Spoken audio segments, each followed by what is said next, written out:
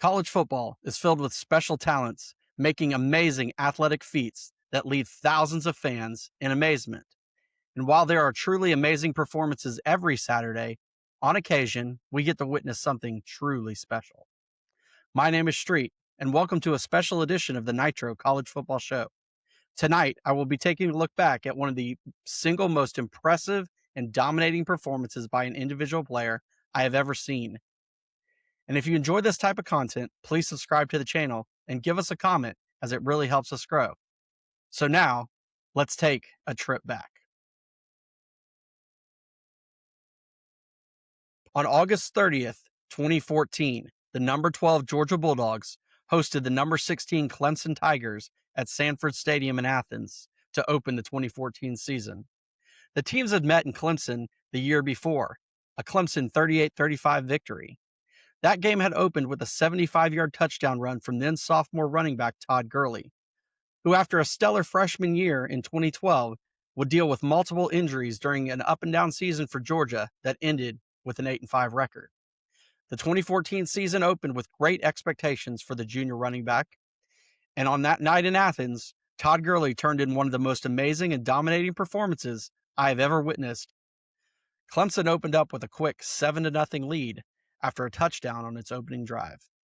Georgia would go quickly 3 and out on its first drive, with Gurley getting 2 touches, but actually resulting in -6 yards. After a Clemson punt, Georgia took over at their own 43-yard line. They quickly moved the ball to the Clemson 23-yard line. Gurley took a stretch handoff from starting quarterback Hudson Mason that initially started to the right, but Gurley made an immediate cut left and burned Clemson's linebackers, beating the safety all the way to the end zone. This was the start of what would truly be a special night. With the score tied at 7, Gurley was surprisingly on the bench during Georgia's next possession, which ended with a Michael Bennett fumble at the Clemson 11-yard line. Clemson went 3 and out and punted the ball back to the Dogs, setting up Georgia with great field position at the 37-yard line. Gurley would take the first carry of the drive, a quick pitch to the left, into the Clemson secondary before being pushed out at the 22 after a gain of 14. Following an incompletion, Gurley gets Georgia to the 14-yard line with an 8-yard carry. 2 plays later, Georgia punches it in for a 14-7 lead. Clemson would get the ball back and would score a touchdown to tie the game up at 14 apiece. Georgia went 3 and out on its next drive with Gurley once again on the bench.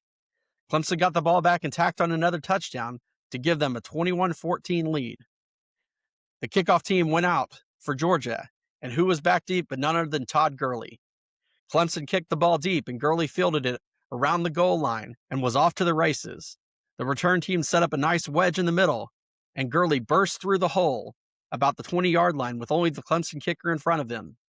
He gave a shove to teammate Christian Payne, and Gurley blew past the kicker, running the ball all the way for the tying touchdown. Barely touched, Gurley's domination on the night was just getting going. Gurley would not get another touch in the first half, and the score was tied at 21. The announcers were questioning why Gurley wasn't getting more touches when it seemed like every time he got the ball, he was making something happen.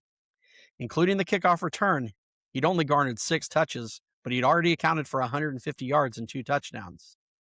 Determined to get Gurley more involved, he racked up 25 rushing yards, including a 9-yard run and an 11-yarder to set up the Dogs with a field goal to open up the second half.